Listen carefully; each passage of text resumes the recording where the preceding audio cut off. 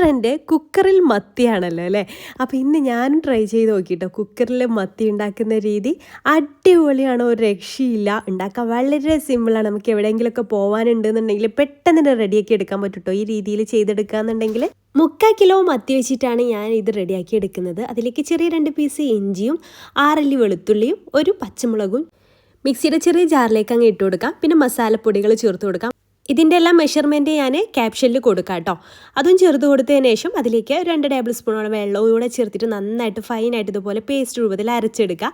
അത് നമുക്ക് വാഷ് ചെയ്ത് വെച്ചിട്ടുള്ള മത്തിയിലേക്ക് അങ്ങ് ഇട്ട് കൊടുക്കാം. എന്നിട്ട് നന്നായിട്ട് തന്നെ കൈ വെച്ചിട്ട് മിക്സ് ചെയ്തെടുക്കുക കേട്ടോ. ഇതുപോലെ നന്നായിട്ട് മിക്സ് ചെയ്തെടുക്കുക. ഇനി നമുക്ക് ചെയ്യേണ്ടത് സിമ്പിളാണ്. ഒരു കുക്കർ എടുക്കുക. കുക്കറിലേക്ക് 2 ടേബിൾ സ്പൂൺ വെളിച്ചെണ്ണ ഒഴിച്ച് കൊടുക്കുക. അതിലേക്ക് 7 or 8 ഒക്കെ ചെറിയുള്ളി ചെറുതായിട്ട് അരിഞ്ഞ് ചേർത്ത് കൊടുക്കുക. കുറച്ച് കറിവേപ്പിലയും ചേർത്തിട്ട് ജസ്റ്റ് ഒന്ന് വാട്ടിയെടുക്കുക കേട്ടോ. ഒരുപാട് കളർ ചേഞ്ച് ആവാൻ നിൽക്കരുത്. ഈ ഒരു ഇത്രയായി കഴിഞ്ഞാൽ അതിലേക്ക് മത്തി നമുക്ക് നിരത്തി അങ്ങ് വെച്ച് കൊടുക്കാം. എന്നിട്ട് നമ്മുടെ ആ ഒരു മിക്സിയിൽ കുറച്ചൊക്കെ മസാല ഉണ്ടാവുമല്ലോ, അതൊന്ന് ചുഴറ്റിയിട്ട് അതിൻ്റെ വെള്ളം ഒഴിച്ച് കൊടുക്കാം. വലിയൊരു ചെറുനാരങ്ങ വലുപ്പത്തിൽ പുളി പിഴിഞ്ഞ വെള്ളവും ചേർത്തിട്ടുണ്ട്. ഞാൻ അത്യാവശ്യം കറിയിലാണ് ഇത് ഉണ്ടാക്കിയെടുക്കുന്നത്. കുറച്ച് കറിവേപ്പിലയും കൂടി ചേർത്തിട്ട് ചെറിയ തീയിലിട്ടിട്ട് ഒറ്റ വിസിൽ വരുന്നവരെ വേവിച്ചെടുത്താൽ മതി കേട്ടോ. ഫുൾ പ്രഷർ കംപ്ലീറ്റ് പോയതിന് ശേഷം ഓപ്പൺ ചെയ്താൽ അടിപൊളി മത്തിക്കറി റെഡിയായി. അപ്പോൾ നിങ്ങൾക്ക് മീൻ വറ്റിച്ചതാ വേണ്ടതെന്നുണ്ടെങ്കിൽ അത്രയും വെള്ളം ചേർത്ത് കൊടുക്കരുത് കേട്ടോ. ഈ ഒരു ഒറ്റ ഐറ്റം മതി നമുക്ക് വയറ് നിറയെ ചോറുണ്ണാനായിട്ട്. നല്ല ടേസ്റ്റാണ് കേട്ടോ.